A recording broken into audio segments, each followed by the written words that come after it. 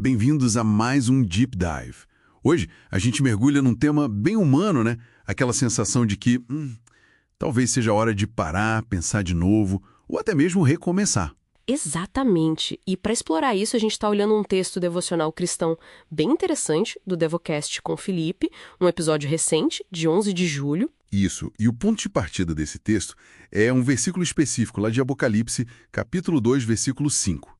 Ele diz algo como: lembre-se de onde caiu, arrependa-se e pratique as obras que praticava no princípio. E continua, né? Se não se arrepender, virei a você e tirarei o seu candelabro do lugar dele. Então, o que essa passagem está querendo dizer com arrependimento, voltar às primeiras obras? E essa advertência do candelabro, o que seria isso? Olha, essa passagem é chave para o argumento do texto devocional. A interpretação que ele traz é que esse é um chamado claro para recomeçar quando algo essencial, o propósito original, se perdeu, sabe? Entendi. E nessa visão devocional, esse propósito está diretamente ligado a uma relação com Deus.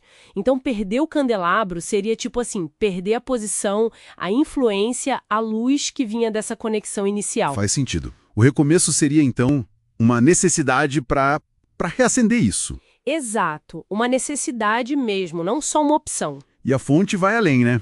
Tenta explicar o porquê dessa necessidade. O argumento é que nós, como seres humanos, temos uma certa limitação, uma dificuldade de manter as coisas, os projetos, a vida mesmo, de forma sustentável se a gente está isolado, desconectado do divino. Isso.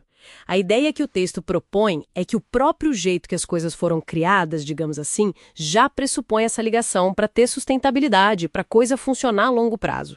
Entendi. Não é só querer fazer, tem que ter essa conexão. Pois é. E aí, o ato de recomeçar, para a fonte, é algo bem mais profundo que só corrigir um erro de percurso. Ah, não é só um ajuste. Não.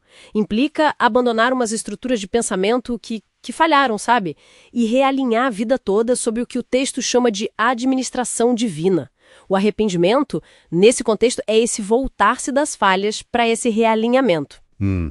A perspectiva é que o tempo certo e o propósito já existem, já foram estabelecidos por Deus. O recomeço é, então, uma forma de se sintonizar de novo com esse plano maior. Uma sintonia fina, né? Para deixar isso mais claro, mais palpável, a fonte usa exemplos bíblicos, né? Figuras conhecidas, Moisés e Paulo. Isso mesmo. Moisés, por exemplo, criado com todo o conhecimento do Egito, super preparado, mas aí ele tenta agir por conta própria, na impulsividade. E dá errado. E dá errado. Acaba exilado lá em Midian. E é nesse período de aparente fracasso, de reflexão forçada, que ele, segundo o texto, fica pronto para o chamado de Deus.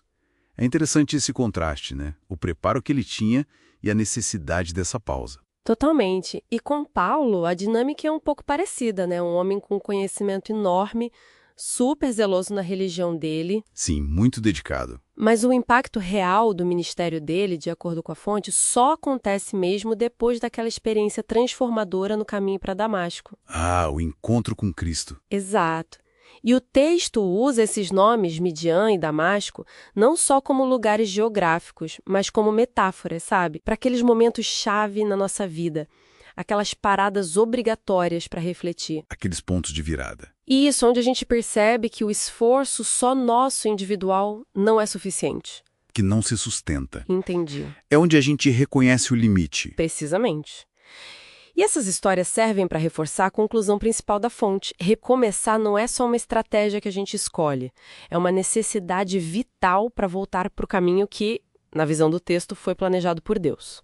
E tem um ponto de urgência nisso, né? Tem, sim. O texto argumenta muito contra a ideia de esperar o fundo do poço para mudar, sabe? Esperar o colapso total. Não esperar a casa cair. Exato. É mais sobre ter sensibilidade para perceber os desvios antes que eles causem um estrago maior. O que leva a uma pergunta bem direta que a própria fonte faz.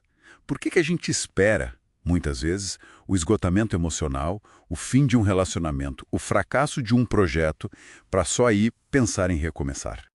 É uma pergunta forte, né? É. A implicação é clara.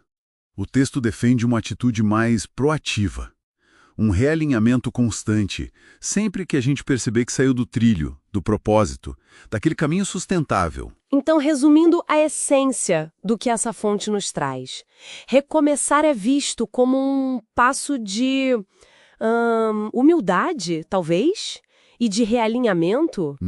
É reconhecer nossas limitações e a necessidade, dentro dessa cosmovisão, de uma conexão com o divino para ter uma sustentabilidade de verdade. Isso vem da percepção de que os esforços isolados, eles tendem a falhar. E as histórias de Moisés e Paulo ilustram isso. Exato. Elas, junto com o versículo lá de Apocalipse, mostram essa dinâmica de ter que voltar ao princípio, ao plano original. E, para a gente fechar, fica uma reflexão que o próprio texto levanta no final. Ele questiona sobre a importância de ter uma comunidade. Um grupo de apoio, sabe? Que caminhe junto nessa jornada, compartilhando os riscos, mas também as recompensas. Ah, isso é fundamental. Pois é. E pensando nessa ênfase toda no realinhamento, na sustentabilidade que viria dessa conexão divina, como será que é a dinâmica de uma comunidade que acredita junto, que se apoia mutuamente, poderia influenciar a forma e o resultado desses recomeços na vida de alguém? É uma ótima questão para se pensar. Como esse suporte coletivo impacta essa jornada individual de recomeçar? Fica aí a pergunta no ar para a nossa reflexão.